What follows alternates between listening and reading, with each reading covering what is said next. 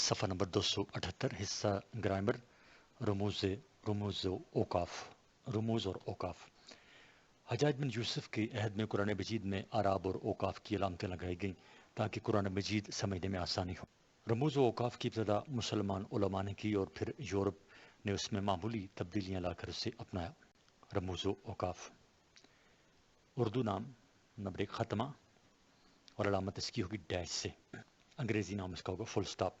2 سکتہ، سکتے کے لیے جو علامت استعمال کی گئی ہے وہ ہے کاما۔ نمبر 3 وقفہ، وقفے کے لیے جو رموز و اوقاف میں چیز استعمال ہوتی ہے وہ ہوتا ہے سیمی کولن، یعنی ایک اوپر کاما اور اس کے نیچے نقطہ۔ نمبر 4 رابطہ، اس میں استعمال ہوں گے علامت کے طور پر 2 نقطے، وہ ایک اوپر اور ایک نیچے، اور اس کو کہتے ہیں کولن۔ نمبر 5 تفصیلہ، تفصیلہ میں 2 نقطے اور ان کے آگے ایک ڈیش، تو اس کو ہم کہیں گے کولن اینڈ ڈیش۔ نمبر 6 سوالیہ، سوالیہ میں کوشچن مارک ہوگا۔ نمبر 7 فجائیہ، فجائیہ میں ایک، جس طرح ہم ایک ڈالتے ہیں یا الف ڈالتے ہیں اس کے نیچے ایک نقطہ، اس کو ہم کہیں گے ایکسکلیمیشن مارک۔ نمبر 8 واوین، 2 کامیں، پھر جگہ اس میں خالی اور پھر آگے 2 کام ہے، یعنی اس کے ان 2 کاموں کے درمیان اور پھر اگلے 2 کاموں کے درمیان کوئی چیز لکھی جاتی ہے، ان کو کہتے ہیں انورٹڈ کاماز، یعنی 2 کامیں پہلے اس کے اندر کوئی چیز لکھی، پھر 2 کامیں بند کر کے اس کو واضح کرنے کے لیے، تو ان کو کہتے ہیں inverted commas. Number 9 Cossin, Cossin کہتے ہیں پیرنتھیسز، یا جن کو ہم کہتے ہیں بریکٹ، پیرنتھیسز یا بریکٹ، اس میں ایک بریکٹ ہوگا، پھر اس کے اندر کوئی چیز لکھی جائے گی، پھر دوسرا بریکٹ بند ہو جائے گا۔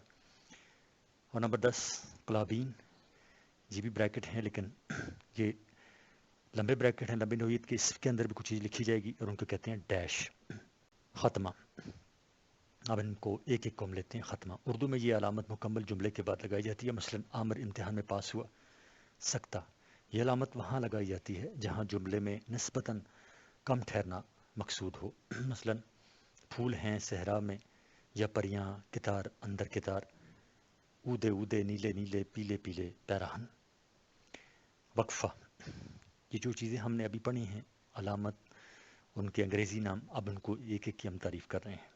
وقفہ، جملے میں جب سکتے کی بنسبت زیادہ ٹھہراؤ مطلوب ہو تو وقفے کی علامت استعمال کی جاتی ہے۔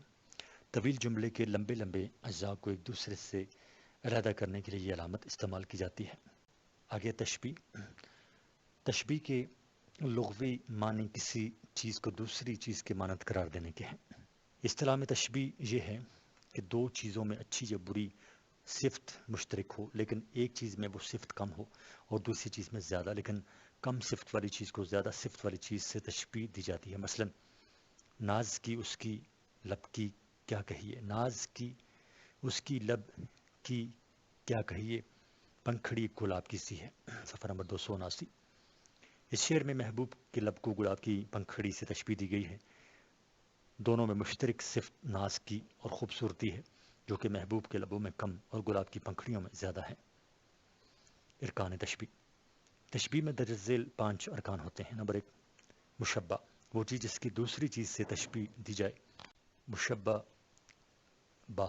نمبر 2 مشبہ با، ہم دوبارہ پڑھتے ہیں اس کو، ارکان تشبیہ، یعنی تشبیہ میں درج ذیل 5 ارکان ہوتے ہیں۔ نمبر 1 مشبہ، نمبر 2 مشبہ با، نمبر 3 حروف تشبیہ، نمبر 4 وجہ تشبیہ، اور نمبر 5 فرض تشبیہ، غرض تشبیہ۔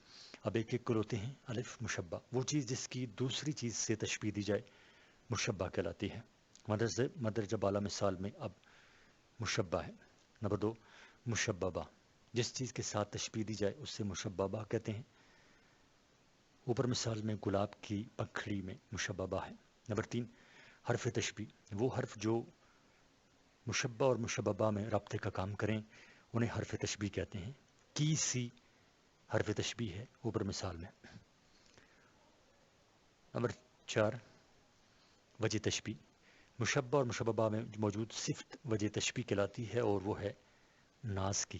نمبر 5 غرض تشبیہ، جس مقصد کے لیے تشبیہ دی جائے اسے غرض تشبیہ کہتے ہیں۔ اوپری مثال میں، اوپر والی جو مثال ہم نے دی اس میں محبوب کے ہونٹوں کی ناز کی نمایاں کرنے کے لیے تشبیہ دی گئی ہے۔ اوپر والی مثال میں محبوب کے ہونٹوں کی ناز کی نمایاں کرنے کے لیے تشبیہ دی گئی ہے۔ استعارہ کے لغوی معنی مستعار لینے کے ہیں، یعنی کسی سے کوئی چیز ادھار لینا، لیکن اصطلاحی معنوں میں جب کسی چیز کو حقیقی معنوں کے بجائے مجازی معنوں میں استعمال کیا جائے اور حقیقی اور مجازی معنوں میں تشبیہ کا تعلق ہو تو استعارہ کہلاتا ہے۔ مثلا کسی شعر کی آمد ہے کہ رن کانپ رہا ہے، رن ایک طرف چراغ کہن کانپ رہا ہے۔ ارکان استعارہ، نمبر 1 استعارہ لا، جس کے لیے استعارہ کیا گیا ہے یہ اس کے لفظ کے لیے مجازی معنی ہوتے ہیں، لہذا بہادر شخص کی ذات مستعار لا ہے۔ نمبر 2 مستعار من ہو، جس سے آریت طلب کی جائے، یہ اس لفظ کے حقیقی معنی ہوتے ہیں۔ دی گئی مثال میں شعر مستعار من ہو ہے۔ صفحہ نمبر 280۔ لفظ سے مستعار، وہ لفظ جو استعارہ کے طور پر استعمال کیا جائے لفظ مستعار کہلاتا ہے۔ مندرجہ بالا مثال میں شعر لفظ مستعار ہے۔ وجہ استعارہ، وہ صفت مشترک جو طرفین استعارہ میں پائی جائے۔ مندرجہ بالا مثال میں بہادری وجہ جامع ہے۔ مرکب توصیفی، صفت اور موصوف کے مجموعے کو مرکب توصیفی کہتے ہیں۔ اردو میں صفت پہلے اور موصوف بعد میں آتا ہے، جیسے سرسبز کھیت، بدصورت عورت، وجیح لڑکا، طاقتور گھوڑا۔ عربی اور فارسی میں موصوف پہلے اور صفت بعد میں آتا ہے۔ مسجد زرار، آب سرد، جبار عنید۔ مرکب عطفی، وہ مرکب جو حرف عطف کے ملانے سے بنے مرکب عطفی کہلاتا ہے۔ اس سے مراد جملہ جو حرف عطف پہلے آئے معطوف الیہ کہلاتا ہے، اور بعد کے اسم یا جملے کو معطوف کہتے ہیں۔ پھر واو اور کر حروف عطف ہیں، مثلا کلیم اور ظاہردار بیگ، لیل و نہار۔ کردار پھر جملے کا مفہوم دیتے ہیں۔ نمبر 1 بارش ہوئی پھر ندی میں طغیانی آئی۔ 2 تم یہ ناممکن کام کر کے دکھاؤ۔ مرکب اضافی، الفاظ کے درمیان تعلق اور نسبت پیدا کرنا اضافت کہلاتا ہے۔ جس لفظ کی طرف نسبت کی جائے اسے مضاف الیہ کہتے ہیں، اور جس لفظ کا تعلق ظاہر کیا جائے اسے مضاف کہتے ہیں۔ جب مضاف اور مضاف الیہ ملے تو اس مرکب کو مرکب اضافی کہتے ہیں۔ اردو کے مرکب اضافی میں مضاف الیہ پہلے اور مضاف بعد میں آتا ہے، اور علامت اضافت کا کی درمیان میں آتا ہے۔ مثلا نمبر 1 جمیل کا پنکھا، مجاہد کی تلوار، ہوش کے ناخن اور سائمہ کا آئینہ۔ عربی زبان اور فارسی زبان میں مرکب اضافی میں مضاف پہلے اور مضاف الیہ بعد میں آتا ہے، اور علامت اضافت زیر کی شکل میں مضاف کے نیچے آتا ہے۔ مثلا باد سرسر، رخ زیبا، حسن بے پرواہ، اس میں زیر کا استعمال ہے۔ فارسی میں مضاف اگر ہے یا واو پر ختم ہو تو پھر علامت اور اضافت زیر کی جگہ حمزہ آتا ہے، جیسے جائے نماز، ہفتہ رفتہ، سوئے دشت، کوئے حبیب۔ صفحہ نمبر 281۔ غلط فکرے اور صحیح فکرے۔ نمبر 1 میں نے آب زمزم کا پانی پیا۔ صحیح فکرہ اس طرح ہوگا، میں نے زمزم کا پانی پیا۔ نمبر 2 ناول کا لفظ انگریزی سے اردو میں آئی ہے۔ صحیح ہوگا، ناول کا لفظ انگریزی سے اردو میں آیا ہے۔ 3 ہر انسان کا ماحول اور طبیعت الگ الگ ہوتا ہے۔ صحیح فکرہ ہوگا، ہر انسان کا ماحول اور طبیعت الگ الگ ہوتی ہے۔ جب میں نمبر بولوں گا نمبر 3 نمبر 4 تو وہ غلط فکرہ ہوگا، اور جو اس کا دوسرا آگے جواب ہوگا وہ صحیح جملہ ہوگا۔ نمبر 4 اسلم ایک متوسط درمیانی گھرانے سے تعلق رکھتا ہے۔ اسلم ایک متوسط گھرانے سے تعلق رکھتا ہے۔ 5 نذیر احمد عربی اور فارسی کے بہت بڑے عالم تھے۔ صحیح ہوگا، نذیر احمد عربی اور فارسی کے بہت بڑے عالم تھے۔ 6 کلیم اپنے پچھلے گناہوں پر اشک ندامت کے آنسو بہاتا ہے۔ صحیح ہوگا، کلیم اپنے پچھلے گناہوں پر اشک ندامت بہاتا ہے۔ 7 تمہارا مزاج ہمیشہ کا تیز ہے۔ صحیح ہوگا، تمہارا مزاج سدا کا تیز ہے۔ 8 جمیل میرے ساتھ ایک کلاس میں پڑھتا ہے۔ صحیح ہوگا فکرہ، جمیل میرا ہم جماعت ہے۔ غلط فکرہ ہے، انہوں نے مجھے اندر بلا لیا۔ صحیح ہوگا، انہوں نے مجھ کو اندر بلا لیا۔ نمبر 10 آپ بجا درست فرماتے ہیں۔ صحیح جملہ ہوگا، آپ بجا فرماتے ہیں۔ نمبر 11 وہ کرکٹ کے لیے دیوانہ ہے۔ صحیح جملہ ہوگا، صحیح فکرہ ہوگا وہ کرکٹ کے پیچھے دیوانہ ہے۔ 12 اس نے مجھے گالی سنائی، صحیح فکرہ ہوگا اس نے مجھے گالی دی۔ نمبر 13 تم کو سمجھانا بے فائدہ ہے، صحیح فکرہ ہوگا تم کو سمجھانا بے سود ہے۔ 14 میں نے سر کے بال کاٹے، صحیح فکرہ ہوگا میں نے سر کے بال منڈوا دیے۔ 15 وہ کچھ مہینے ہمارے ہاں قیام پذیر رہا، صحیح فکرہ ہوگا وہ چند مہینے ہمارے ہاں قیام پذیر رہا۔ 16 نماز کا وقت جا رہا ہے، صحیح فکرہ ہوگا نماز کا وقت نکلا جا رہا ہے۔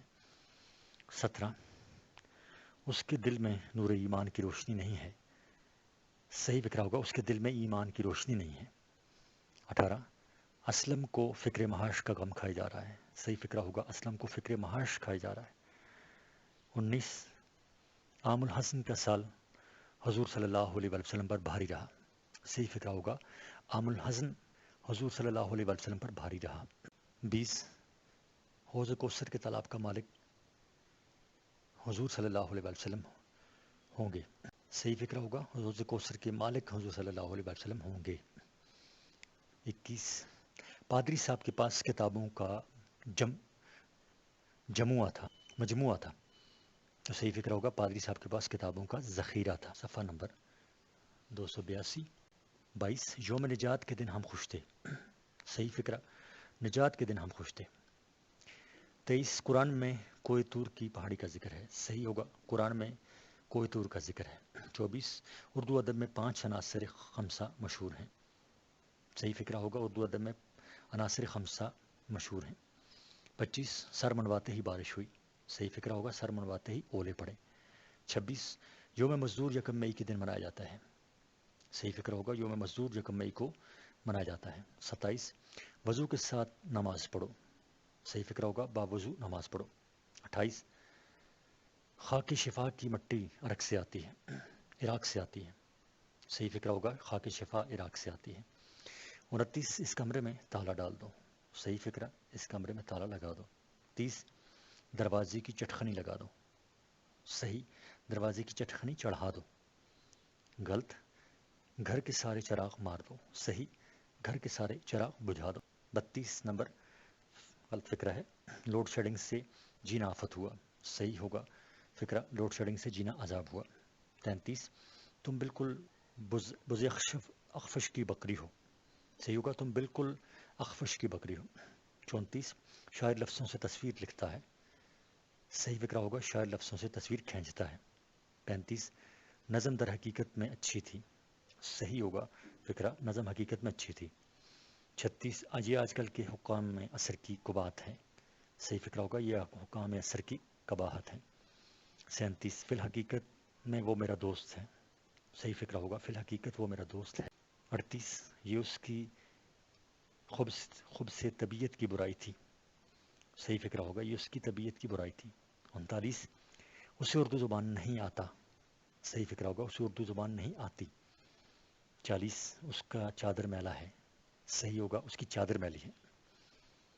41 اس نے وہاں جانا ہے، میں نے وہاں جانا ہے، میں نے وہاں جانا ہے، صحیح فکرہ ہوگا مجھے وہاں جانا ہے۔ 42 اب آپ کو تردد کس بات کی ہے، صحیح فکرہ ہوگا آپ کو تردد کس بات کا ہے۔ 43 رات آئی تو یہ جانا کہ قیامت آیا، صحیح فکر ہوگا رات آئی تو یہ جانا کہ قیامت آئی۔ 44 دن تو خیر بری بھلی طرح گزر گئی، صحیح فکر ہوگا دن تو خیر بری طرح گزر گیا۔ صفحہ نمبر 283۔ صفحہ نمبر 283 غلط فکرہ نمبر 45 وہ میری بڑی بہن ہے، صحیح فکرہ ہوگا وہ میری بڑی بہن ہیں۔ 46 مجھ سے میکدہ چھوڑا گیا، صحیح ہوگا مجھ سے میکدہ چھوٹا۔ 47 اپنے تہیں کو بادشاہ سمجھنا جنون ہے، صحیح فکرہ ہوگا اپنے تہیں بادشاہ سمجھنا جنون ہے۔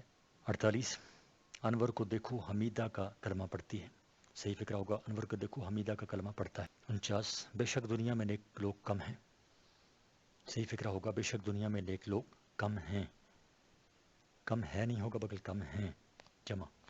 50 فکرہ نمبر 50 آپ بھی کیا آدمی ہے، صحیح فکرہ ہوگا آپ بھی کیا آدمی ہیں۔ 51 لڑو ماں سے روٹھا خدا سے، صحیح فکرہ ہوگا لڑو ماں سے روٹھو خدا سے. 52 تم نے یہ کمرہ اندر دیکھا ہے. صحیح فکرہ ہوگا تم نے یہ کمرہ اندر سے دیکھا ہے. فکرہ نمبر 53 منافق حضور صلی اللہ علیہ وسلم کا وارث اور جانشین نہیں ہے. صحیح فکرہ ہوگا منافق حضور صلی اللہ علیہ وسلم کا وارث اور جانشین نہیں ہیں. 54 ٹریفک جام تھا اس وجہ سے دیر ہوا. صحیح فکرہ ہوگا ٹریفک جام تھی اس وجہ سے دیر ہوئی. 55 اس ویران مسجد میں ابابیلوں کی کثرت ہیں. صحیح فکرہ ہوگا اس ویران مسجد میں ابابیلوں کی کثرت ہے. 56 آپ مطلق بالکل پرواہ نہ کریں. صحیح فکرہ ہوگا آپ مطلق پرواہ نہ کریں. 57 دیو اشتہا کو قابو کرنا اہمیت کا کام ہے. صحیح فکر ہوگا دیو اشتہا کو قبول کرنا بڑی ہمت کا کام ہے. فکرہ نمبر 58 غریب کے گھر میں 2 دن سے آگ نہیں سلگا. صحیح فکر ہوگا غریب کے گھر میں 2 دن سے آگ نہیں سلگی. 59 وہ دری اور تکیہ کہاں ہیں. صحیح فکر ہوگا وہ دری اور تکیہ کہاں ہے. فکرہ نمبر 60 توبہ ربڑ ہے اور گناہ پنسل کا تحریر. صحیح فکر ہوگا توبہ ربڑ ہے اور گناہ پنسل کی تحریر. فکرہ نمبر 61 آسمان سے گرا کھمبے میں اٹکا. صحیح فکر ہوگا آسمان سے گرا کھجور میں اٹکا. فکرہ نمبر 62 حلوائی کی دکان پر دادی کا فاتحہ. صحیح فکر ہوگا حلوائی کی دکان پر دادی جی کا فاتحہ. 63 ہاتھی کے دانت کھانے کے اور چبانے کے اور. صحیح فکر ہوگا ہاتھی کے دانت کھانے کے اور دکھانے کے اور. 64 ایک تو کریلا دوسرا دیوار چڑھا. صحیح فکر ہوگا ایک تو کریلا دوسرا نیم چڑھا. 65 بڑے میاں تو بڑے میاں منجلے میاں سبحان اللہ. صحیح فکر ہوگا چھوٹے میاں تو چھوٹے میاں بڑے میاں سبحان اللہ. 66 خدا گنجے کو بال نہ دے. صحیح فکر ہوگا خدا گنجے کو ناخن نہ دے. 67 تم آئے ہمارے گھر میں خدا کی برکت. صحیح فکر ہوگا تم آئے ہمارے گھر میں خدا کی قدرت. 68 رزق خدا تنگ نیست پائے سانگ نیست. صحیح فکر ہوگا ملک کے خدا تنگ نیست پائے. فکر نمبر 70 گھر کا بابا آدم بدل گیا. صحیح فکر ہوگا گھر کا بابا آدم بدل گیا. گھر کا بابا آدم بدل گیا. 71 ہر فرعون رامیس. صحیح فکر ہوگا ہر فرعون راموسا. 72 سورت ببین سیرت میرس. صحیح فکر ہوگا سورت ببین حالت ماپرس. 73 رند عالم سوز با مصلحت چاربت اور آگے سوالیہ نشان. صحیح جو فکرہ ہوگا رند عالم سوز با مصلحت چہکار آگے سوالیہ نشان. 74 گویم مشکل دیدم مشکل. صحیح فکر ہوگا گویم مشکل وگر نہ گویم مشکل. 75 اس کے سر پر مٹکوں پانی پڑ گیا. صحیح فکر ہوگا اس کے سر پر گھڑوں پانی. 76 خوف سے میرے رونگٹے جاگ گئے. صحیح فکر ہوگا خوف سے میرے رونگٹے کھڑے ہو گئے. 77 کیا چڑیا کا شوربہ کیا چڑیا کا شوربے. صحیح فکر ہوگا کیا پدری کا شوربہ. 78 1.5 گز کی مسجد بنانا. صحیح فکرہ ہے 1.5 اینٹ کی مسجد بنانا. 79 ناچ نہ جانے محفل ٹیڑھا. صحیح فکرہ ہوگا ناچ نہ جانے آنگن ٹیڑھا. 80 آ بیل مجھے کھا. صحیح فکرہ ہے اے بیل مجھے مار. 81 دھوبی کا گدھا گھر کا نہ گھاٹ کا. صحیح فکرہ ہوگا دھوبی کا کتا گھر کا نہ گھاٹ کا. 82 اونٹ رے اونٹ تیری کون سی چال سیدھی. صحیح فکر ہے اونٹ رے اونٹ تیری کون سی کل سیدھی. 83 کوا چلا مینا کی چال اپنی بھی بھول گیا. صحیح فکر ہوگا کوا چلا ہنس کی چال اپنی بھی بھول گیا. 84 ایک نار کئی بیمار. صحیح فکر ہوگا ایک انار 100 بیمار. 85 ایک لوہار کی ایک سونار کی. صحیح فکرہ ہے 100 سونار کی ایک لوہار کی. 86 چور وہاں سے 9 10 11 ہوئے. صحیح فکرہ ہے چور وہاں سے 9 2 11 ہوئے. 87 اس کے ہاتھوں کے فاختے اڑ گئے. صحیح فکرہ ہے اس کے ہاتھوں کے طوطے اڑ گئے. 88 سانپ کا ڈھسا مینڈک سے بھی ڈرتا ہے. صحیح فکرہ ہے سانپ کا ڈھسا رسی سے بھی ڈرتا ہے. 79 100 دن چور کے ایک دن مالک کا. صحیح فکرہ ہے 100 دن چور کے ایک دن شاہ کا. 90 اب پچھتائے کیا ہوت جب گائے چر گئے کھیت. صحیح فکرہ ہے اب پچھتائے کیا ہوت جب چڑیا چگ گئیں کھیت. 91 90 کو میں دوبارہ پڑھتا ہوں. اب پچھتائے کیا ہوت جب گائے چر گئے کھیت. تو اس کا ہوگا اب پچھتائے کیا حوت جب چڑیا چگ گئیں کھیت۔ 91 اس کی بات اینٹ کی لکیر ہے، صحیح فکرہ ہے، اس کی بات پتھر کی لکیر ہے۔ 92 اسلم لکیر کا امیر ہے، صحیح فکرہ ہوگا اسلم لکیر کا فقیر ہے۔ 93 اب آ گیا چوہا پہاڑ کے نیچے، صحیح فکرہ ہوگا اب آیا پہاڑ، اب آیا اونٹ پہاڑ کے نیچے۔ 94 کلیم تالی کا آلو ہے، صحیح فکرہ ہے کلیم تالی کا بینگن ہے، کلیم تھالی کا بینگن ہے۔ صفحہ نمبر 285 فکرہ نمبر 95 تیل دیکھو تیل کی مار دیکھو، صحیح فکرہ ہے تیل دیکھو تیل کی دھار دیکھو۔ 96 وہ سب کو ایک لاٹھی سے بھگاتے ہیں، صحیح فکرہ ہوگا وہ سب کو ایک ہی لاٹھی سے ہانکتے ہیں۔ 97 بوڑھی بکری لال لگام، صحیح فکرہ ہے بوڑھی گھوڑی لال لگام۔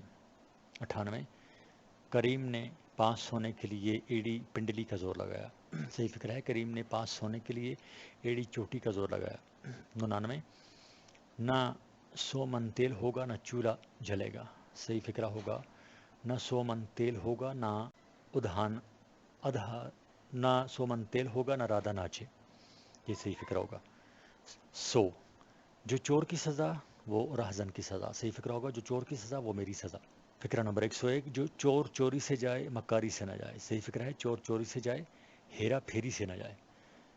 102 زندگی ایک قرض ہے، اور یہ قرض لکھا ہوا ہے 2 نقطوں والی جو کاف ہے اور رے ہے اور پھر آگے زے لگا ہوا ہے، حالانکہ یہ لفظ ہے زندگی ایک قرض ہے کاف رے اور زوات سے، زے سے نہیں ہے بلکہ قرض ہے زوات سے۔ 103 اس نے دکاندار کا قرض بے باک کر دیا، صحیح فکرہ ہوگا اس نے دکاندار کا قرض بے باک کر دیا۔ بھیڑ کی اون سے بنا ہوا سویٹر ہوں۔ آسٹریلیا کے شہر سڈنی سے 50 کلومیٹر دور ایک قصبہ تھا جہاں ایک شخص نے بہت ساری بھیڑیں پال رکھی تھیں۔ ان بھیڑوں میں سے وہ ہر سال اون بھی حاصل کرتا تھا اور بیچتا تھا۔ سڈنی ہی میں اس اون سے سویٹر، مفلر، دستانے اور جرابیں بنتی تھیں۔ میں بھی اسی کمپنی کی پیداوار ہوں اور میرے جسم میں استعمال ہونے والا اون اسی شخص کی بھیڑوں کی تھی۔ 3 اکتوبر 1955 کو ہم اس کارخانے سے پیک ہو کر مارکیٹ میں آ گئے۔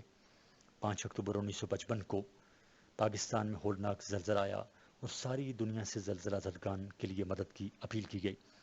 یہ اپیل اقوام متحدہ کی طرف سے تھی۔ آسٹریلوی حکومت نے کمبل، سویٹرز اور خوراک کی شکل میں وہ 2 جہاز امدادی فوری طور پر پاکستان روانہ کر دیے۔ ان سویٹرز میں بھی شامل تھا۔ آسٹریلوی امداد سے بھرے یہ جہاز اسلام آباد کے انٹرنیشنل ایئرپورٹ پر پہنچے۔ آسٹریلوی حکام نے یہ سامان پاکستانی فوجی حکام کے حوالے کیا اور اگلے دن ہم کو ٹرکوں میں ڈال کر متاثرہ جگہ روانہ کیا گیا۔ شام کو ہم بالاکوٹ پہنچے۔ 2 دن بعد کاغذی کارروائیوں کے بعد ہمارے پیکٹ کھول دیے گئے اور ہم کو متاثرین میں تقسیم کیا جانے لگا۔ ایک لمبی قطار لگی ہوئی تھی اور ڈسٹرکٹ کوآرڈینیٹر اپنے ہاتھوں سے متاثرین میں سویٹرز اور کمبل تقسیم کر رہے تھے۔ صفحہ نمبر 294 میری باری آئی تو ایک نوجوان لڑکا جس کا نام گلاب خان تھا اس کے ہاتھوں میں تھما دیا گیا۔ گلاب خان مجھے لے کر گھر آیا، لیکن موسم ابھی اتنا ٹھنڈا نہیں تھا، لہٰذا اس نے مجھے سنبھال کر رکھ دیا۔ گلاب خان کا گھر زلزلے سے کافی حد تک متاثر ہو چکا تھا۔ 1 مہینے بعد سردی کی شدت میں اضافہ ہوا اور گلاب خان نے مجھے نکال کر پہن لیا۔ پہلی بار میں نے کھلی فضا میں سانس لیا۔ ارد گرد کے مناظر انتہائی خوبصورت تھے۔ بعض درخت خزاں رسیدہ تھے لیکن سدا بہار درختوں پر ہریالی تھی۔ پہاڑ نے ارد گرد وادی کو گھیر رکھا تھا لیکن ماحول پر موت کا سناٹا تھا۔ موت نے مہینہ قبل یہاں بھیانک رقص کیا تھا اور بہت سارے لوگ اس کی نظر ہو چکے تھے۔ گلاب خان میرا اتنا خیال نہیں رکھتا تھا۔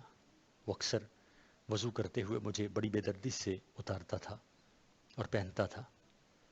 اکثر اوقات وہ مجھے جسم سے اتار کر جہاں چاہتا پھینک دیتا اور پھر مجھے ادھر ہی بھول جاتا۔ ایک دن تو حد ہو گئی، اس نے مجھے کرکٹ گراؤنڈ میں چھوڑ دیا چونکہ وہ باؤلنگ کرا رہا تھا اور واپس کی باؤلنگ میں اور میں اس کی باؤلنگ میں رکاوٹ بن رہا تھا، لہٰذا اس نے مجھے اٹھا کر گراؤنڈ کے کنارے رکھ دیا اور پھر وہیں بھول گیا۔ اگلے دن صبح جب اسے سردی کا احساس ہوا تو اس کو میری یاد آ گئی اور وہ دوڑا گراؤنڈ چلا آیا۔ یہ تو اس کی خوش قسمتی تھی کہ میں کسی اور کے ہاتھ نہیں لگا۔ وہاں سے اٹھا کر اس نے مجھے پہن لیا۔ تقریباً 2 سال تک وہ مجھے استعمال کرتا رہا. گرمیوں میں وہ مجھے ایک ٹین کے صندوق میں بند کر دیتا اور سردی آتے ہی مجھے نکال دیتا. لیکن تیسرے سال جب اس نے مجھے ٹین کے اس پرانے صندوق سے نکالا تو چوہے نے میرے جسم کو کتر ڈالا تھا. لہٰذا گلاب خان نے میرا استعمال چھوڑ دیا. گلاب خان کی ماں نے کینچی کی مدد سے میری آستینی کاٹ ڈالی اور مجھے ایک بکری کو پہنا دیا. مجھے اپنی اس بے عزتی پر سخت افسوس ہوا، لیکن وقت گزرنے کے ساتھ ساتھ ہر چیز اپنی افادیت کھو دیتی ہے. سو میں نے بھی اپنی قسمت پر صبر کیا اور انسان کو فائدہ پہنچانے کے بعد جانوروں کے بھی کام آنے لگا. صفحہ نمبر 296، حصہ مضامین. ہمارے نبی صلی اللہ علیہ وآلہ وسلم فخر انسانیت رحمت العالمین صلی اللہ علیہ وآلہ وسلم. دنیا میں مختلف اوقات مختلف مقامات پر مختلف قوموں کو تقریباً 1,24,000 پیغمبر مبعوث ہوئے. ان میں بعض کے ساتھ معجزات تھے، بعض کے ساتھ آسمانی صحائف اور کتابیں تھیں. موسیٰ کو ان میں سے اللہ تعالیٰ سے کلام کرنے کا شرف حاصل ہوا. ابراہیم خلیل اللہ اللہ کا دوست کہلائے اور عیسیٰ روح اللہ کے لقب سے مشہور ہوئے. آدم سے دنیا کا آغاز ہوا تو نوح آدم ثانی کہلائے. ہمارے پیارے نبی کریم صلی اللہ علیہ وسلم ساری دنیا کے لیے مبعوث ہوئے. آپ تمام دنیا کے لیے رحمت تھے. آپ کے پاس معجزے اور کتاب بھی تھی. آپ کو معراج کا تحفہ بھی ملا. آپ اللہ کے محبوب بھی تھے، بلکہ آپ کی وجہ سے دنیا تخلیق ہوئی. بقول رحمان بابا: کسی صورت دا محمد نسی وے بٹڈا کستری پیند خدائے نیست و دادا نشا. کیونکہ رحمان بابا پشتو کے شاعر تو ممکن ہے، بلکہ این ممکن ہے کہ یہ شعر میں نے ان کا صحیح نہیں پڑھا، صحیح تلفظ اور الفاظ کے ساتھ نہیں پڑھا، اس لیے میں معذرت چاہوں گا کیونکہ میں اہل زبان نہیں ہوں پشتے میں. بہرحال یہ نبی اکرم صلی اللہ علیہ وسلم کی مدح میں، ان کی تعریف میں ایک نعت کے طور پر نعتیہ شعر تھے. آپ صلی اللہ علیہ وسلم پر نبوت کا خاتمہ ہوا، لہذا آپ صلی اللہ علیہ وسلم اولین بھی تھے اور آخرین بھی. اور بچپن میں آپ کے دل کا آپریشن ہوا. آپ صلی اللہ علیہ وسلم امی تھے، لیکن وحی کے ذریعے آپ کو سب کچھ بتا دیا جاتا اور آپ صفہ میں استاد کی حیثیت سے پڑھانے لگے. یہ جو ابھی آپریشن کا ذکر ہوا ہے تو یہ جو حضرت جبرائیل علیہ السلام نے ان کا نبی علیہ الصلوۃ والسلام کا سینہ جو نکالا تھا، چاک کیا تھا، اور اس میں ایمان کی روشنی بھری تھی، نبوت کی، تو اس سے مراد یہ آپریشن ہے. جنگ ہو یا امن، آپ بہترین تدبیر اور فیصلہ کرنے والے لیڈر تھے. حالات جنگ آپ صلی اللہ علیہ وسلم پر آپ سب سے بہترین صفیں آراستہ کرنے والے سپہ سالار تھے. بہترین جنگی حکمت عملی اپنانے کے لیے مشہور تھے. غزوہ خندق میں شہر کے گرد خندق کھودنا اور شہر کو بچانے کا طریقہ کار رہتی دنیا کے لیے مثال ہے. احد کی لڑائی میں آپ کے فرمان کی ذرا سی حکومت علی کر بیٹھنے پر صحابہ کو نقصان اٹھانا پڑا، اور اگر بات امن کی آتی ہے تو صلح حدیبیہ کی مثال کو اب بھی صلح جو لوگ ڈھال بنا کر استعمال کرتے ہیں. خدا ترسی اور صلح رحمی میں حضور اپنی مثال آپ تھے. دشمن آپ سے برا سلوک فرماتے، آپ نیک سلوک کر کے ان کو اپنا گرویدہ بنا لیتے. مشرکین مکہ کی طرح جاہل اور ظالم قوم شاید ہی دنیا میں گزری ہو، لیکن آپ نے ان کو انسانیت اور بہترین اخلاق کے رنگ میں رنگ دیا. اور وہ لوگ جو ایک دوسرے کے جانی دشمن تھے، ان میں مواخات کا جذبہ پیدا کیا تھا. بقول حالی: قبائل کو شیر و شکر کرنے والے، مفاسد کو زیر و زبر کرنے والے. صفحہ نمبر 296. حضور نبی کریم صلی اللہ علیہ وسلم نے اپنے صحابہ کرام کو وہ سبق دیا کہ ان کے خلفائے راشدین رہتی دنیا کے لیے مثال بن گئے. وہ فاروقی ساری دنیا کے لیے مثال ہے. وہ فاروق اعظم رضی اللہ تعالیٰ عنہ. اصل میں اس کتاب میں نے پہلے بھی عرض کیا، بہت زیادہ مس پرنٹنگ ہے، الفاظ کی غلطیاں ہیں. تو یہ لفظ ہے وہ دور فاروقی رضی اللہ تعالیٰ عنہ، حضرت عمر فاروق رضی اللہ تعالیٰ عنہ کا دور ساری دنیا کے لیے مثال ہے. آج کل جبکہ دنیا کا ہر نظام فیل ہے تو دور عمر فاروق رضی اللہ تعالیٰ عنہ کے نظام عدل کو نافذ کرنے کی کوشش ہو رہی ہیں کہ اس کی وجہ سے پرامن معاشرہ تشکیل پائے. 23 سال کے قلیل عرصے میں آپ صلی اللہ علیہ وسلم نے لوہے جیسے دلوں کو موم کی طرح پگھلا دیا، اور اس عرصہ تبلیغ میں بھی کبھی دل برداشتہ نہ ہوئے، بلکہ ہمیشہ اپنی امت کے غم میں لگے رہے. مشرکین عرب آپ سے مسلسل برا سلوک کرتے تھے. آپ ان کے راہ راست پر آنے کے لیے دستے دعا رہتے تھے. یعنی نبی کریم صلی اللہ علیہ وسلم کے دست مبارک ہمیشہ ان کے لیے اٹھے رہتے تھے اللہ کے حضور ان کے رائے راست پر آنے کے لیے۔ طائف میں آپ پر پتھر برسائے گئے، آپ نے اہل طائف پر دعا کے پھول برسائے۔ وحشی اور ہندا نے آپ کے چچا حضرت حمزہ کو قتل کیا، آپ نے ان کو امن کا لباس پہنایا۔ ابو سفیان نے اسلام دشمنی کا کوئی لمحہ ہاتھ سے نہ جانے دیا، حضور نے ان کے گھر کو فتح مکہ کے دن دارالامن قرار دیا۔ ہر لمحہ امت کی فکر میں رہنے والے پیغمبر ہمیشہ کہتے تھے انا رحمت للعالمین۔ ان کی زندگی اور ان کے کارنامے اور ان کا قول و فعل سب کچھ انسانیت کے مفاد میں تھا۔ انہوں نے زندگی میں ایک بھی قدم ایسا نہیں اٹھایا جس سے خود غرضی کی بو آتی ہو۔ اپنا کام اپنی زندگی میں تکمیل تک پہنچایا اور آخری خطبہ حج میں خود کو احتساب کے لیے پیش کیا۔ حاضرین سے پوچھا کہ کیا میں نے اللہ کا دین پورا پورا آپ کو پہنچا دیا؟ سب نے اس کا اقرار کیا، ہاں آپ اپنے فرائض سے بخوبی عہدہ برا ہوئے۔ صفحہ نمبر 297۔ یہ بات اب بھی غیر مسلم تسلیم کرتے ہیں کہ آپ بہترین لیڈر تھے، بحیثیت انسان آپ لاجواب تھے، لیکن ان کے امتیوں پر آج دنیا تنگ ہے اور ہر کوئی انہیں فطرت اور ہر کوئی انہوں نے نفرت اور حقارت سے دیکھ رہا ہے۔ اس کی بنیادی وجہ یہ کہ ہم نے اپنے پیارے پیغمبر نبی اکرم صلی اللہ علیہ وسلم کے وہ آفاقی تعلیمات پس پش ڈال دی ہیں اور ہر جگہ دھوکہ اور فریب کی زندگی گزار رہے ہیں۔ ہم اپنی ذات تک سے منافقت کر رہے ہیں۔ اگر ہم اپنی زندگیوں کو 100% حضور کی رنگ میں رنگ دیں تو کوئی وجہ نہیں کہ ہم پھر دنیا میں اپنا کھویا ہوا مقام دوبارہ حاصل کریں، پھر کوئی وجہ نہیں کہ ہم دوبارہ اپنا وہ مقام اعلیٰ ترین مقام حاصل نہ کر سکیں۔ وقت کی پابندی، جس طرح پل کے نیچے سے اگر ایک پانی گزرے تو ان کے لیے واپسی ناممکن ہے، تو اس کے لیے واپسی ناممکن ہے، بالکل اسی طرح وقت ہے کہ گزرنے والا ہر لمحہ واپس نہیں ہو سکتا۔ کسان اگر وقت پر بیج نہ بوئے تو فصل کا اگنا ناممکن ہے، اگر فصل کو وقت پر پانی نہ دیں تو مقررہ وقت کا حصول مقررہ مقدار جو فصل کیا اس کا حصول ناممکن ہے۔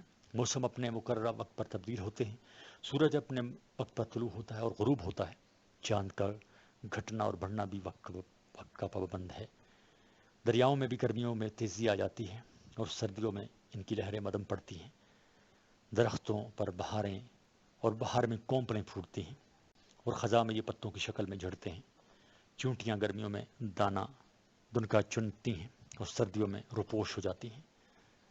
غرض فطرت ہو، حشرات الارض ہوں، اشرف المخلوقات، سب کو قوت کے مطابق زندگی بسر کرنی پڑتی ہے۔ جو وقت اور فطرت کے خلاف چلتے ہیں تو وہ نقصان اٹھاتے ہیں، اور کام کے وقت میں آرام کرنے والے ہمیشہ گھاٹے میں رہتے ہیں۔ بقول حال یوں ہی وقت سو سو کے جو ہیں گنواتے، وہ خرگوش کچھوؤں سے ہیں ذکر اٹھاتے۔ جو قومیں وقت کی پابندی کو اپنا شعار بنا لیتی ہیں تو اقوام عالم میں سرخرو رہتی ہیں، وہ زندگی کی ہر دوڑ میں آگے رہتی ہیں۔ وقت کی پابندی کرنے کی وجہ سے ان کے پاس مسائل کم اور وسائل زیادہ ہوتے ہیں اور ہر چیز میں خود کفیل رہتے ہیں، ان پر برا وقت کم ہی آتا ہے، اور اگر برا وقت آ بھی جاتا ہے تو وہ قومیں اس کے لیے ذہنی طور پر تیار رہتی ہیں۔ صفحہ نمبر 298۔ اس کے مقابلے میں جو قومیں وقت کی قدر نہیں کرتی وہ زندگی کی ہر دوڑ میں پیچھے رہتی ہیں، وہ دوسری قوموں کی دست نگر رہتی ہیں، ہر وقت پریشانی میں مبتلا یہ قومیں مصیبت کی گھڑی میں مزید مسائل میں الجھ جاتی ہیں اور انہیں سلجھاؤ کا راستہ نہیں سوچتا۔ صفحہ نمبر 298 جاری ہے۔ وہ طالب علم جو وقت پر اپنا ہر کام سر انجام دیتا ہے تو اس کی زندگی میں نظم و ضبط پیدا ہوتا ہے۔ آج کے کام کو کل پر نہ چھوڑنے والے طلباء کبھی بھی پریشانی میں نظر نہیں آتے، کام ان کے لیے کبھی بھی مسئلہ نہیں بنتا، مشکلات ان کی راہ میں رکاوٹ نہیں بن سکتی، اور وہ ہر آنے والے امتحان کے لیے ہم وقت تیار رہتے ہیں اور ان میں سرخرو رہتے ہیں۔ جبکہ اس کے مقابلے میں وہ لڑکے جو کاہل، کام چور، تن آسان ہیں، وقت کی پابندی نہیں کرتے تو وہ ہر محاذ پر ذلت و رسوائی کا سامان کرتے ہیں، وہ زندگی کے ہر کام میں چور دروازے سے داخل ہونے کی کوشش میں لگے رہتے ہیں، ان کا ہر کام بگڑا ہوا اور ادھورا ہوتا ہے، ناکامی ہر موڑ پر ان کا خیر مقدم کرتی ہے، امتحان کا نام ان کے لیے کسی بلائے ناگہانی سے کم نہیں ہوتا، وہ ہر کام میں دوسروں کی مدد تلاش کرتے رہتے ہیں، ان کا تکیہ ہمیشہ کسی اور پر رہتا ہے، اور یہ سارے مسائل اس لیے ان کو آ گھیرتے ہیں کہ انہوں نے کسی بھی کام کو وقت پر نہیں کیا ہوتا۔ کائلی کی وجہ سے انہوں نے ہر کام کو کل پر ٹالا ہے، اور اس کا یہ کل کبھی نہیں آتا۔ آخر کار امتحان آ جاتا ہے، لیکن ان کا کام کرنے کا دل طلوع نہیں ہوتا، اور پھر وہ ناجائز ذرائع استعمال کرنے کی تلاش میں لگے رہتے ہیں، اور ایک غلط کام کرنے کے لیے پھر وہ کئی غلط کام کر بیٹھتے ہیں۔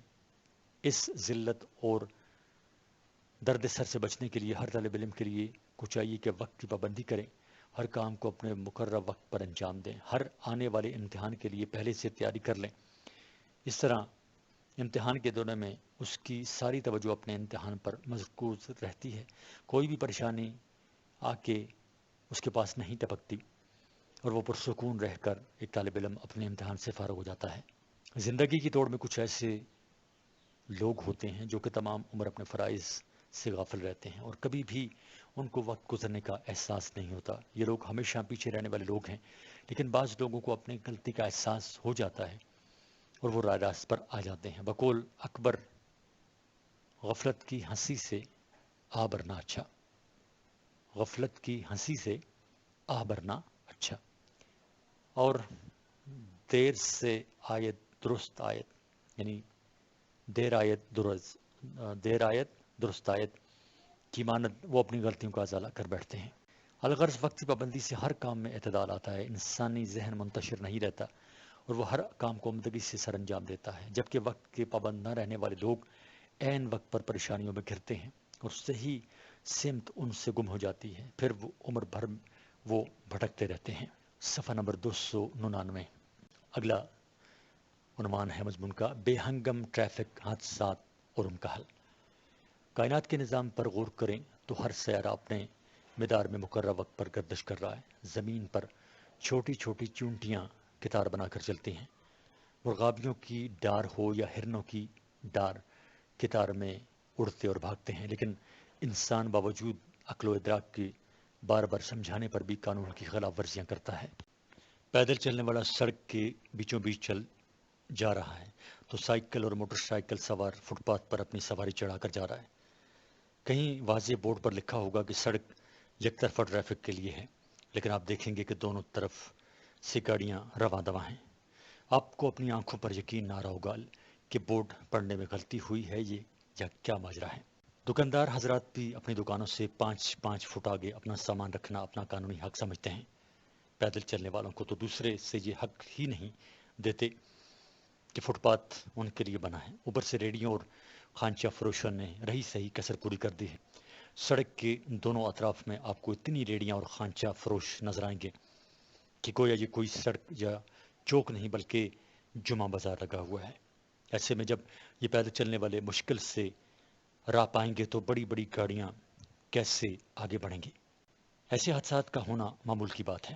ہمارے ہاں قانون کی پاسداری نہ ہونے کی وجہ سے ہر عمر کے افراد بچے گاڑی میں ڈرائیونگ سیٹ پر بیٹھے نظر آتے ہیں کہ جو کوئی بغیر لائسنس کی گاڑیاں چلاتے ہیں۔ نہ تجربہ کاری اور کم عمری کی وجہ سے حادثات سامنے آ رہے ہیں۔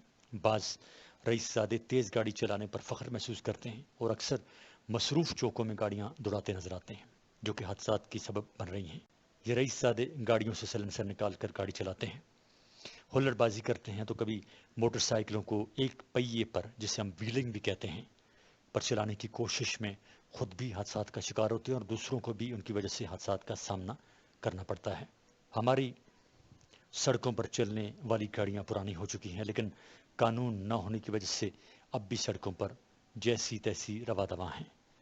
ان گاڑیوں میں ہارن نہیں ہوتے، بریک اور بتیاں ان کی ٹوٹ چکی ہوتی ہیں۔ اکثر رات کو بڑی گاڑی ایک فرنٹ لائٹ کے ساتھ سامنے سے آ رہی ہے، مخالف سمت میں گاڑی والا سمجھے گا کہ سامنے سے موٹر سائیکل سوار آ رہا ہے، اور نتیجہ ٹریفک کی زیادتی کی وجہ سے ٹریفک جام ہونا معمول کی بات ہے۔ متبادل راستوں، بائی پاس کی کمی، صفحہ نمبر 300۔ بائی پاس کی کمی اور کشادہ سڑکوں کا نہ ہونا ٹریفک کے جام ہونے کا سبب بن رہے ہیں۔ ایسے میں ڈرائیوروں کو صبر و تحمل کا مظاہرہ کرنا چاہیے اور اپنی لائن میں رہ کر سڑک کھلنے کا انتظار کرنا چاہیے، لیکن ہمارے ہاں ان پڑھ اور خود سر ڈرائیور 10 منٹ انتظار کی بجائے رانگ سائڈ سے غلط راستے سے غلط جگہ سے نکلنے کی کوشش میں ٹریفک مزید جام کر دیتے ہیں، پھر گھنٹوں یہ راستہ نہیں کھلتا۔ ہمارے ہاں راشی رشوت لینے والے افسروں کی وجہ سے بھی ڈرائیور اپنی منمانیاں کرتے ہیں، اور اوور لوڈنگ یعنی ضرورت سے زیادہ سواریاں بٹھانا تو ڈرائیور معمولی بات سمجھتے ہیں، اور یہی معمولی بات بڑے بڑے حادثات کا موجب بنتی ہے۔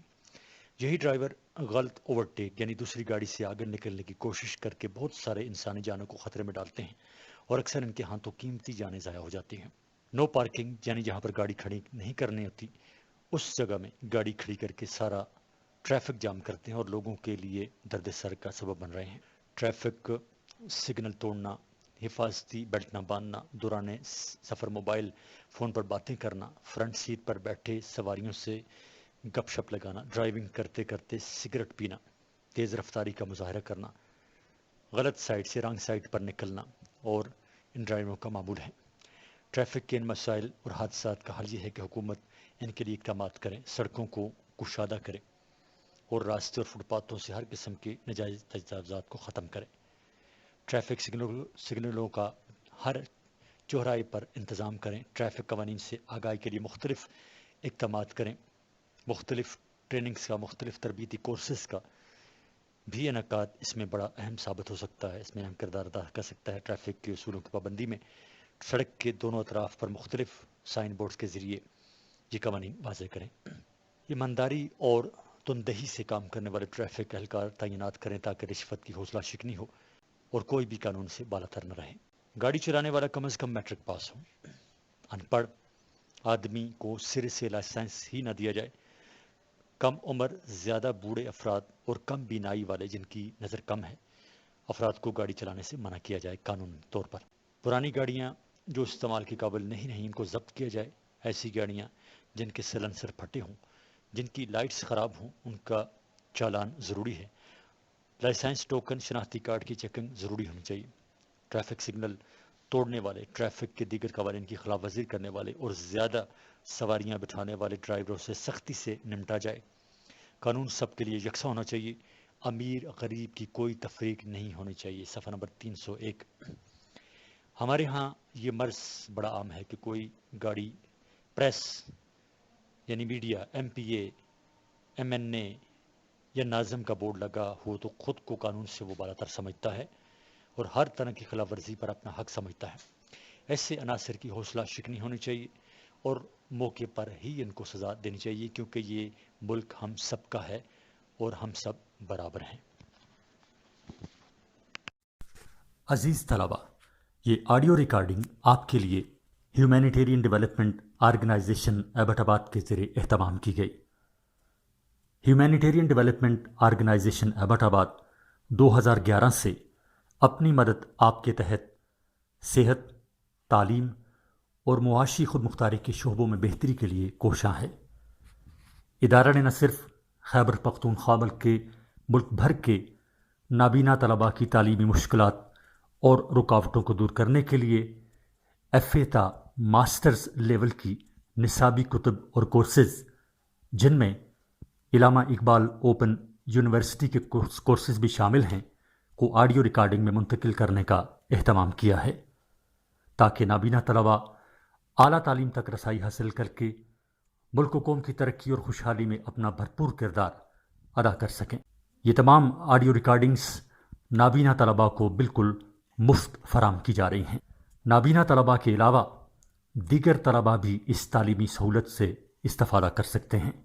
ہیومینیٹیرین ڈیولپمنٹ آرگنائزیشن ایبٹ آباد، ای میل HDOATD@gmail.com، ویب سائٹ HDORG.net، رابطہ نمبر 03459541 یعنی 0345 9541 838۔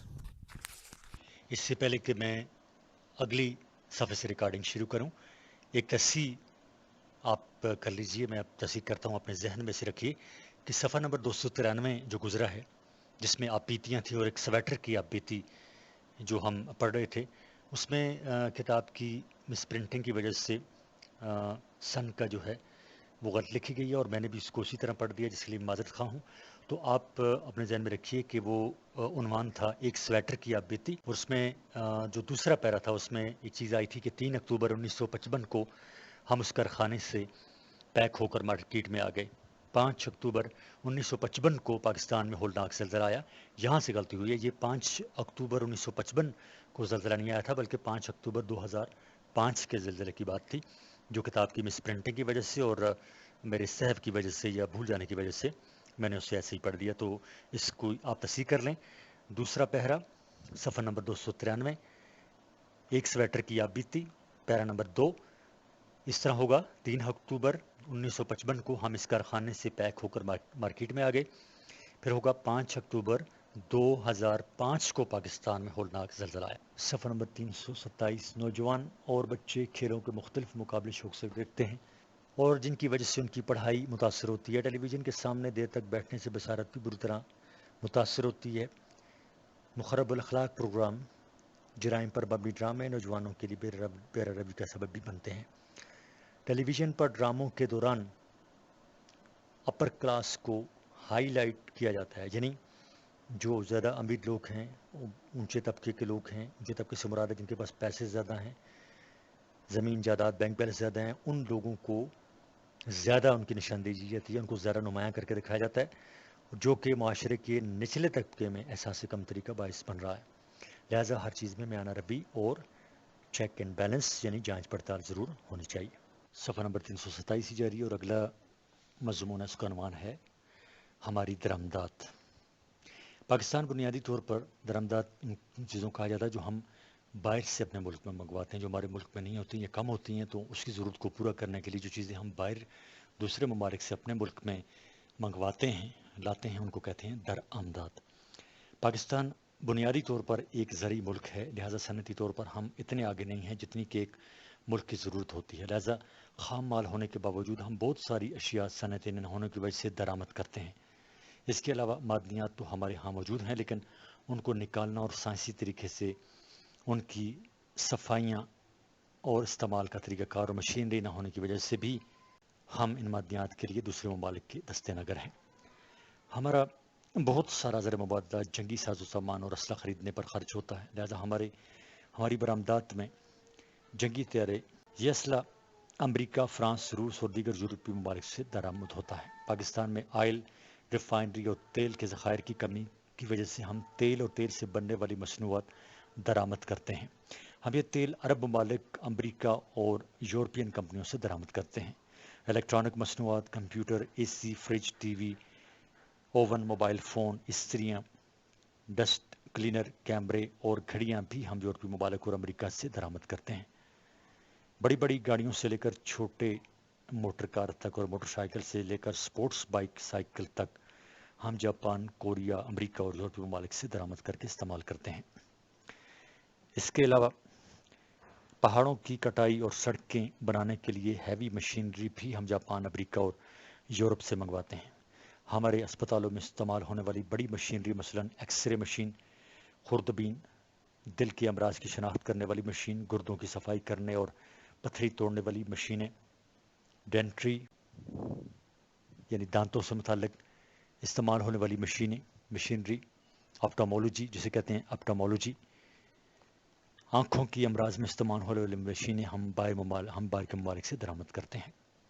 صفحہ نمبر 328، بچوں کی خوراک کے طور پر استعمال ہونے والا خشک دودھ، خوردنی تیل، جان بچانے والی مختلف ادویات وغیرہ ہمیں باہر کے ممالک سے خریدنے پڑتی ہیں۔ بڑی بڑی صنعتوں میں استعمال ہونے والی مشینری، گاڑیوں کے اسپیئر پارٹس، انجن وغیرہ بھی ہم باہر کے ممالک سے منگواتے ہیں۔ ہمارا ملک زرعی ملک ہونے کے باوجود ناقص منصوبہ بندی کی وجہ سے اکثر اوقات خوردنی اجناس کی بھی یہاں قلت پڑ جاتی ہے، اور ہم کو پھر گندم، چینی وغیرہ باہر کے ممالک سے منگوانے پڑ جاتے ہیں، اور اس سے ہم اپنی ضروریات پوری کرتے ہیں۔ کاسمیٹکس، جوتے اور کپڑے بھی ہم فرانس، اٹلی، جاپان اور تائیوان سے بالترتیب درآمد کرتے ہیں۔ ہوسری اور آسٹریلین ڈول ہم آسٹریلیا اور نیوزی لینڈ سے درآمد کرتے ہیں، جبکہ چائنا سے بھی جیکٹ، سویٹرز اور جوتے درآمد کرتے ہیں۔ بچوں کے کھلونے، ویڈیو گیمز، کیلکولیٹرز، الیکٹرانکس، ڈکشنریاں بھی ہم باہر کے ممالک سے منگواتے ہیں، درآمد کرتے ہیں۔ پاکستان میں خام مال کی کمی نہیں، لیکن ماہر انجینئرز اور کارخانوں کی کمی کی وجہ سے ہم کو بہت ساری اشیاء درآمد کرنی پڑتی ہیں۔ حکومت اگر انڈسٹریاں لگائے اور انجینئرز اور دوسرے ماہرین کے لیے مراعات کا اعلان کریں تو یہاں بھی اعلیٰ معیار کا سامان تیار ہو سکتا ہے۔ پاکستان میں اگر تیل تلاش کیا جائے اور آئل ریفائنری قائم کیے جائیں تو تیل کی ضرورت بڑی حد تک پوری ہو سکتی ہے۔ چترال کی پہاڑیوں اور میں اعلیٰ قسم کا لوہا پڑا ہوا ہے، اس کو استعمال میں لا کر ہم اپنی ضروریات میں لا سکتے ہیں۔ کارخانوں کو ٹیکس میں چھوٹ دینے سے لوڈ شیڈنگ ختم کرنے اور امن و امان کی صورتحال بہتر بنا کر ہم پاکستان کو سرمایہ کاری کی جنت بنا سکتے ہیں۔ سرمایہ کار موافق حالات دیکھ کر یہاں سرمایہ لگا سکتے ہیں، کیونکہ یہاں بہت زیادہ مواقع ہیں سرمایہ کاری کے۔ بقول اقبال، ذرا نم ہو تو یہ مٹی بڑی سرخیز ہے ساقی۔ اگلے مضمون کا عنوان ہے میرے پسندیدہ شاعر اکبر الہ آبادی۔ نشان شوکت و گاندھی کجا بود، یہ اکبر صرف کشف ماجرا بود۔ صفحہ نمبر 329۔ اکبر الہ آبادی کا اصل نام سید اکبر حسین تھا، جبکہ والد کا نام سید تفضل حسین تھا۔ آپ 1261 میں الہ آباد میں پیدا ہوئے۔ 1856 میں آپ 1800 یہ تاریخ پیدائش یہاں غلط لکھی ہوئی ہے، بہرحال 1261 اس کو نہیں لیں گے۔ 1856 میں اکبر کو الہ آباد مشن میں اسکول میں داخل کرا دیا گیا۔ تو صحیح تاریخ پیدائش ہے کہ اکبر الہ آبادی کا اصل نام سید اکبر حسین تھا، جبکہ والد کا نام سید تفضل حسین تھا۔ آپ 16 نومبر 1846 کو الہ آباد میں پیدا ہوئے۔ 1856 میں اکبر کو الہ آباد مشن اسکول میں داخل کرا دیا گیا۔ اس کے بعد 1857 میں ان کا تعلیمی سلسلہ غدر کی نظر ہوا۔ اس کے بعد اکبر نے کچھ مدت تک مولوی محمد فاروق چریا کوٹی کے درس میں شرکت کی اور بعد ازاں تمام عمر ذاتی مطالعے میں منہمک رہے۔ اکبر پیشہ کے اعتبار سے جج تھے۔ بطور جج نہایت انصاف پسند اور ماہر قانون تھے۔ ان کے بعض عدالتی فیصلے بڑے مشہور ہیں۔ اکبر کی شاعری، صفحہ نمبر 329 جاری ہے۔ اردو ادب میں اکبر کو مزاحیہ شاعر کہا جاتا ہے، لیکن ان کی طنزیہ شاعری بھی بہت اہمیت کی حامل ہے۔ اس کے ساتھ ساتھ انہوں نے سنجیدہ کلام بھی قلم بند کیا ہے۔ اردو ادب میں اکبر الہ آبادی پہلے شاعر تھے جنہوں نے طنز و مزاح کو شعوری طور پر کسی مقصد کے لیے استعمال کیا۔ ان کی شاعری میں خاص ظرافت بھی موجود ہے جو طنز سے بے نیاز ہیں۔ باہم شب وصال غلط فہمیاں ہوئیں، مجھ کو پری کا شبہ ہوا ان کو بھوت کا، یا اس قدر تھا کھٹملوں کا چارپائی میں ہجوم، وصل کا دل سے میرے ارما رخ۔ اکبر کا طنز، اکبر کے ہاں زیادہ تر ہجویہ اور طنزیہ اشعار ہی ملتے ہیں۔ ان کا طنز زیادہ تر انگریز سر سید احمد خان اور گاندھی پر ہے۔ اکبر مشرقی تہذیب کے دلدادہ تھے اور یورپی تہذیب کے مخالف، اس لیے ان کے اشعار میں جا بجا انگریزی تہذیب کی ثقافت پر تنقید کے تیر نظر آتے ہیں۔ انگریزی تعلیم پر تنقید، اکبر مشرقی تعلیم کے حامی تھے۔ وہ سمجھتے تھے کہ مغربی تعلیم کے ساتھ ہمارے نوجوانوں سے روحانیت اور اخلاقیات کا خاتمہ ہو جائے گا۔ ایک جگہ کہتے ہیں، صفحہ نمبر 330، چھوڑ لٹریچر کو، اپنی ہسٹری کو بھول جا، شیخ و مسجد کس سے تعلق ترک کر اسکول جا، 4 دن کی زندگانی کوفت سے کیا فائدہ، کھا ڈبل روٹی کلر کی کر خوشی سے پھول جا۔ اکبر، صفحہ نمبر 330 ہی ہے۔ اکبر انگریزی نظام تعلیم سے بھی شاکی تھے۔ وہ فرماتے تھے کہ اس تعلیم سے صرف کلرکوں کی پیداوار بڑھ سکتی ہے۔ اکبر لڑکیوں کی جدید تعلیم کے بھی سخت مخالف تھے۔ وہ سمجھتے تھے کہ اس سے ان میں بے پردگی کا رجحان بڑھ رہا ہے۔ حامدہ نہ چمکی تھی انگلش سے جب بیگانہ تھی، اب ہے شمع انجمن پہلے چراغ خانہ تھی، اس کی بیوی نے فقط اسکول ہی کی بات کی، یہ نہ بتلایا کہاں رکھی ہے روٹی رات کی۔ انگریزی ثقافت پر طنز، اکبر الہ آبادی کے زیادہ تر اشعار انگریزی ثقافت کے ہجو میں لکھے گئے ہیں، اور اپنے اشعار میں انہوں نے انگریزی ثقافت کی خوب خبر لی ہے۔ لیلا نے سایہ پہنا، مجنوں نے کوٹ پہنا، روکے جو میں نے بولے بس بس خاموش رہنا، پائے در پتلوں دلو در پشواز، چند روز باہمی حالت بساز۔ اکبر کے یہاں انگریز کے بعد سر سید احمد خان اور ان کی تحریک پر شدید تنقید کی گئی۔ وہ سمجھتے تھے کہ انگریز سے مفاہمت کرنے والے بھی اس ملک کے دشمن ہیں۔ انگریزوں نے ہندوستان پر 200 سال تک حکمرانی کی۔ اس دوران مسلمانوں سے حکومت چھینی گئی۔ خوشحالی رخصت ہوئی اور مسلمانوں میں خود اعتمادی کا مادہ ختم ہوا، لہذا اکبر کی مخالفت بجا تھی۔ اکبر سر سید تحریک اور ان کے کالج اور یونیورسٹی کے سخت مخالف تھے۔ ابتدا کی جناب سید نے، جن کی کالج کا انتہا یونیورسٹی پہ ہوئی، قوم کا کام اب تمام ہوا۔ صفحہ نمبر 331۔ گاندھی اور ان کی تحریک پر طنز۔ گاندھی نے انگریز کے خلاف تحریک عدم تشدد شروع کی تھی، جبکہ اکبر اس کے مخالف تھے۔ وہ سمجھتے تھے کہ عدم تشدد اور انگریز قوم کا سیلاب نہیں روک سکتی۔ مشین غرب کو گاندھی کا چرخہ کھو نہیں سکتا، بنے وہ سحر یہ موسیٰ کا ڈنڈا ہو نہیں سکتا۔ اکبر کی عشقی شاعری۔ اکبر نے طنز و مزاح کے علاوہ خالص عشقی شاعری بھی کی ہے۔ زندگانی کا مزہ دل کا سہارا نہ رہا، ہم کسی کے نہ رہے کوئی ہمارا نہ رہا، ہم آہ بھی کرتے ہیں تو ہو جاتے ہیں بدنام، وہ قتل بھی کرتے ہیں تو چرچا نہیں ہوتا۔ اکبر الہ آبادی کے افکار پر اگر ہم اب بھی سوچیں تو ہمارے قومی امراض اب بھی وہی ہیں جو انگریز قوم کی آمد کے ساتھ ہم میں پیدا ہوئے تھے۔ ہم آج بھی مغرب کی اندھی تقلید کر رہے ہیں اور اپنی اقدار کو بھول چکے ہیں۔ اکبر پر بڑا یہ الزام ہے کہ انہوں نے اپنی شاعری میں مغرب کا خاکہ اڑایا ہے اور ان نئی ایجادات کی مخالفت کی ہے جو انگریز کے آنے سے آئی تھی، لیکن یہ درست نہیں ہے۔ وہ یاد کے نہیں انگریز کے غصبانہ قبضے کے مخالف تھے، اور کیا انگریز کے نہ آنے سے یہ ایجادات ہمارے یہاں نہیں آ سکتی تھیں؟ کیا ان ملکوں میں جن میں انگریز نہیں گیا یہ چیزیں ادھر نہیں پہنچی؟ اکبر نے مقصدی شاعر کی۔ ان کا اہم مقصد مغرب کی نکالی سے قوم کو باز رکھنا تھا۔ وہ اپنی قوم میں خود اعتمادی پیدا کرنا چاہتے تھے۔ غرض اکبر الہ آبادی ایک مصلح تھے، یعنی اصلاح کرنے والے تھے، اور ان کو محض مزاح نگار قرار دینا ان کی خدمات کا مذاق اڑانا ہے۔ میں جو روتا ہوں کہ افسوس سے زمانہ بولا، میں جو روتا ہوں کہ افسوس سے زمانہ بدلا، مجھ پہ ہنستا ہے زمانہ کہ تمہیں وہ نہ رہے۔ صفحہ نمبر 332۔ اگلے مضمون کا عنوان ہے ورزش کے فائدے۔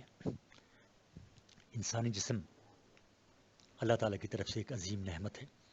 اس کا ایک حصہ جب ناکارہ ہوتا ہے تب ہم کو اس کی اہمیت کا پتہ چلتا ہے۔ انسان اگر تندرست ہو تو اس کے تمام کام صحیح ہوں گے، لیکن اگر انسان بیمار ہوگا تو اس کے سارے کام چوپٹ ہوں گے۔ بقول شاعر، تنگ دستی اگر نہ ہو سالک، تندرستی ہزار نعمت ہے۔ جس طرح ایک مشین سے اگر ہم بہترین نتائج اور زیادہ کام کرنے کی توقع رکھتے ہیں تو اس کی مناسب دیکھ بھال کرتے ہیں، اس کی صفائی اور اس کے طریقہ کار کے مطابق اس کو چلانا پڑتا ہے۔ اسی طرح انسانی جسم ہے، اگر اس کو ٹھیک اور تندرست رکھنا مقصود ہے تو مناسب خوراک، وقت پر آرام اور ورزش انسانی جسم کے لیے اشد ضروری ہے۔ ورزش سے انسانی جسم کو لاتعداد فائدے پہنچتے ہیں۔ کثرت کرنے والا شخص تندرست و توانا رہتا ہے، اس کے جسم میں بیماریوں کے خلاف لڑنے کا مادہ زیادہ ہوتا ہے، اس کے ذہن اور دل و دماغ ہر وقت تازہ رہتے ہیں، کام میں اس کا جی لگتا ہے اور خوراک بھی اچھی طرح کھاتا ہے، اور وہ خوراک اس کے بدن کا جز بھی بنتی ہے، کیونکہ روزانہ ورزش سے انسان کا دوران خون نال بن رہتا ہے، اس کو بلند فشار خون اور کم فشار خون کی شکایت نہیں رہتی، یعنی ہائی بلڈ پریشر اور لو بلڈ پریشر۔ اس کے ساتھ ساتھ ورزش کرنے سے انسان کا نظام تنفس بھی ٹھیک رہتا ہے اور انسان سانس اور پھیپھڑوں کی بیماریوں سے بڑی حد تک چھٹکارا پا سکتا ہے۔ جو لوگ ورزش کو اپنا معمول بنائے رکھتے ہیں وہ بڑی حد تک دل کے امراض سے بھی بچے رہتے ہیں، کیونکہ ورزش کرنے سے انسانی جسم پر زائد چربی جو کہ کولیسٹرول کی شکل میں ہوتی ہے ختم ہو جاتی ہے۔ دائمی قبض اور معدے کے مریض بھی ورزش کرنے کا بہترین وقت صبح کا وقت ہے۔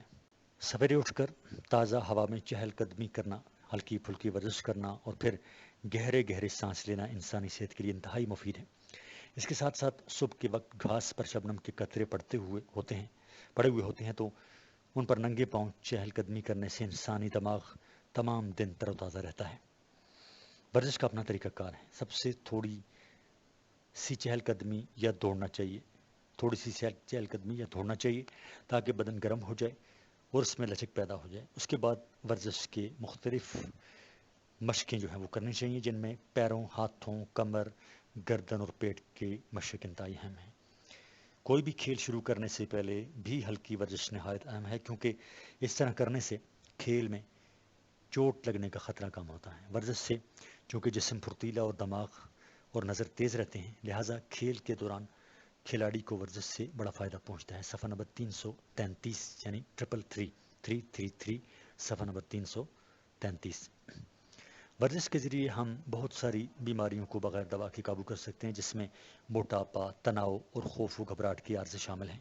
انسان کو اللہ تعالیٰ نے بہت ساری خوبیوں سے نوازا ہے، لہٰذا تندرست جسم و تر و تازہ دماغ کے ساتھ ہی ہم ان جواہر کو استعمال میں لا سکتے ہیں۔ بقول حالی یہ جوہر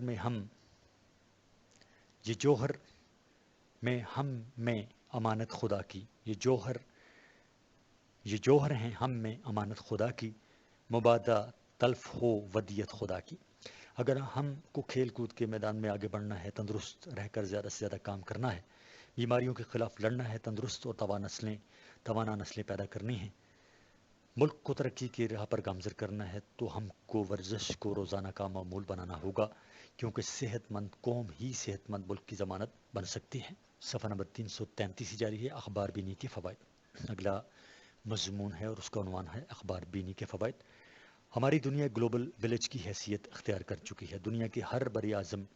دنیا کے ایک بڑی اعظم میں اگر کچھ واقعہ ہو جاتا ہے تو تمام دنیا کو اس کی خبر ہو جاتی ہے۔ کسی خطے کو اگر قدرتی آفت کا سامنا ہو تو جلد ہی تمام دنیا والے ان کی مدد کے لیے دوڑتے ہیں۔ جنگ ہو یا امن، خبر کی بدولت ہم تمام دنیا سے باخبر رہتے ہیں۔ ویسے تو ریڈیو، ٹیلی ویژن، ڈش کے ذریعے ہم دنیا بھر کے حالات و واقعات سے باخبر رہتے ہیں، لیکن اخبار کی افادیت اپنی جگہ قائم ہے۔ دنیا میں لاکھوں کے حساب سے روزنامے، ہفت روزے اور ماہنامے چھپتے ہیں، جن سے کروڑوں لوگوں کو مفید معلومات فراہم ہوتی ہیں۔ ان معلومات میں نہ صرف سیاسی، سماجی، معاشرتی اور کھیل کی دنیا سے معلومات ہوتی ہیں، بلکہ قدرتی آفات کی رپورٹنگ، جنگ زدہ علاقے کی صورتحال اور حادثات کے علاوہ جرائم کی دنیا سے متعلق خبریں بھی ہوتی ہیں۔ اخبار اگر ایک طرف انسان کو دنیا جہاں سے باخبر رکھنے کا فریضہ انجام دیتا ہے، تو دوسری طرف یہ انسانی تفریح طبع کے لیے شوبز کی دنیا، مثلا ٹی وی، فلم، سٹیج اور تھیٹر کی معلومات بھی فراہم کرتا ہے۔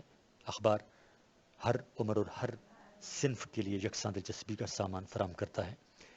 چھوٹے بچوں سے لے کر بڑی عمر کے لوگ ہوں یا نوجوان لڑکیاں یا خاتون خانہ ہوں، اخبار میں ہر طبقے اور مکتبہ فکر کے لوگوں کے لیے دلچسپی کا سامان ہوتا ہے۔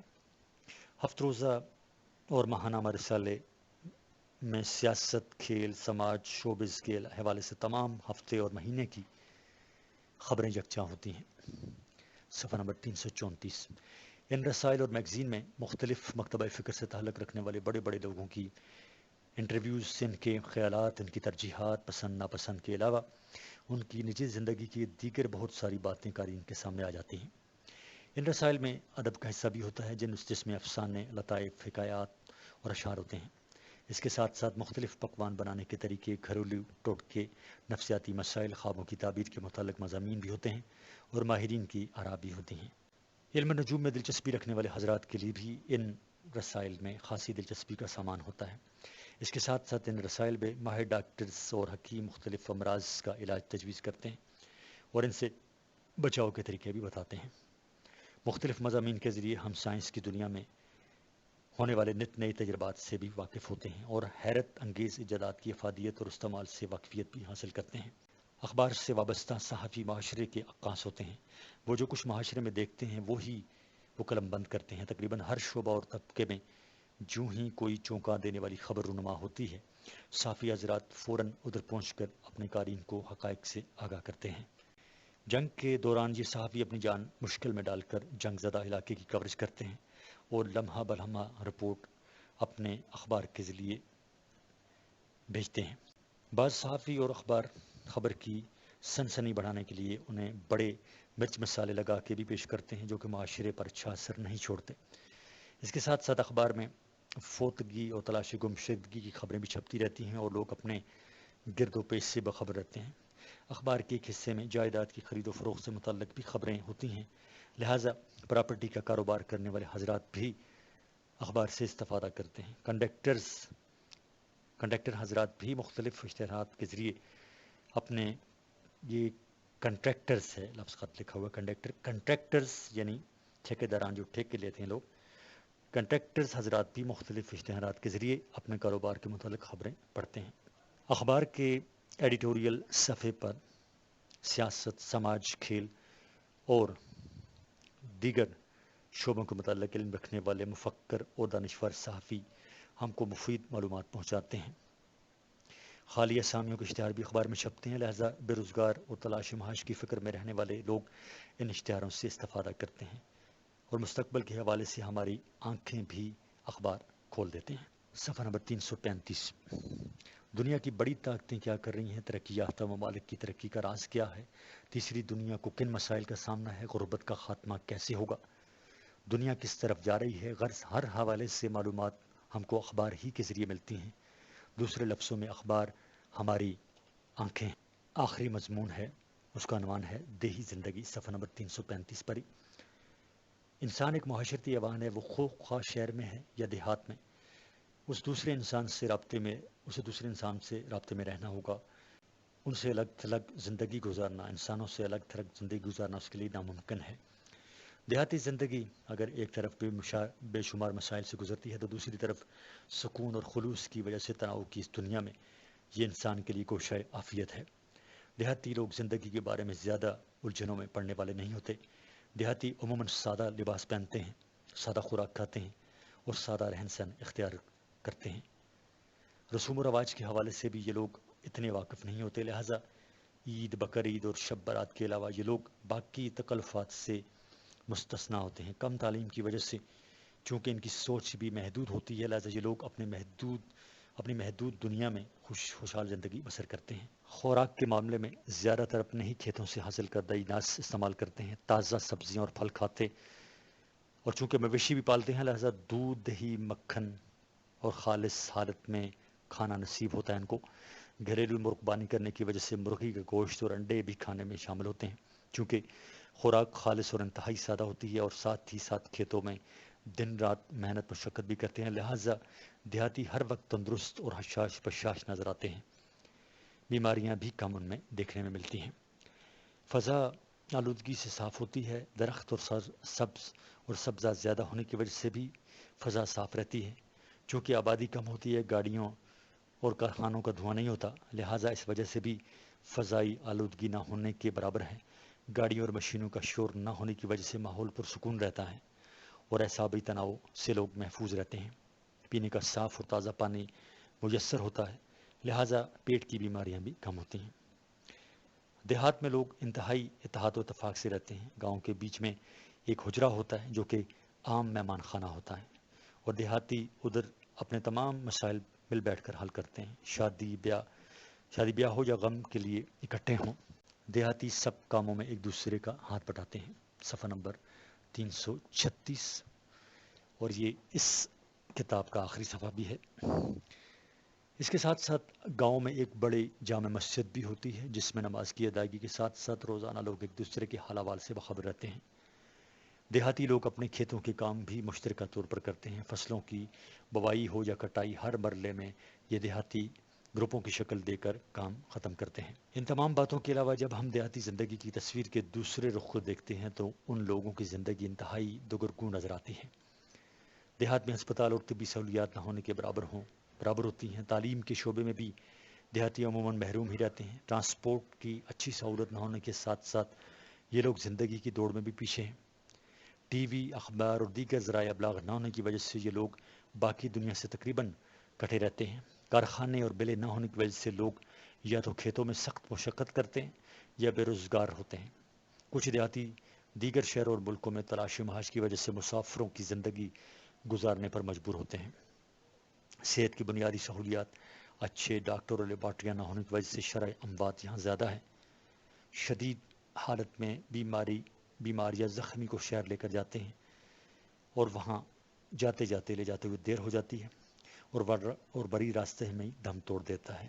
زچگی کے دوران مناسب دیکھ بھال اور طبی سہولت نہ ہونے کی وجہ سے زیادہ تر زچہ و بچہ مر جاتے ہیں، یعنی ماں اور بچہ دونوں مر جاتے ہیں، خطرناک بیماریوں میں مبتلا ہو جاتے ہیں۔ صحت و صفائی کے متعلق آگاہی نہ ہونے کی وجہ سے چھوت چھات والی بیماریاں دیہاتوں میں جلدی اور آسانی سے پھیلتی ہیں۔ گاؤں میں اچھے اسکول اور اعلیٰ تعلیمی ادارے نہیں ہوتے اور شہروں میں جا کر دیہاتی تعلیم حاصل کرنے کی طاقت نہیں رکھتے، لہٰذا تعلیمی سلسلہ ان کا چھوٹ جاتا ہے اور نوجوان نسل بے روی پر نکل جاتی ہے اور نوجوان نسل بیدار روی پر چل پڑتی ہے۔ میڈیا سے دوری کی وجہ سے گاؤں میں اگر کوئی فوری آفت آ جائے تو اس کی جلدی تلافی ناممکن۔ دیگر بنیادی سہولیات جیسے سوئی، گیس، بجلی اور ٹیلی فون سے بھی محروم ہیں، لہٰذا ان کی زندگی اس وجہ سے بھی انتہائی کٹھن ہوتی ہے۔ ان کی زندگیوں کا سارا دار و بدار کھیتوں پر ہے، لہٰذا اگر موسمی اثرات سے فصل متاثر ہو تو ان لوگوں کا گزارا پھر مشکل ہو جاتا ہے۔ حکومت اور ریاست۔ ایسی حالات میں حکومت اور ریاست کی ذمہ داری بنتی ہے کہ دیہاتی عوام کو ترجیحی بنیادوں پر بنیادی سہولیات فراہم کی جائیں، جن میں طبی سہولیات، تعلیمی سہولیات اور دیگر اہم سہولیات شامل ہیں۔ دیہاتوں میں شعور اور آگہی پیدا ہوگی دیہاتوں میں شعور و آگہی پیدا ہوگی تو ان کے لاتعداد مسائل خود بخود ہی حل ہو جائیں گے۔ اس کے ساتھ ہی آپ کی کتاب سرمایہ اردو برائے سیکنڈ ایئر اختتام پذیر ہوئی۔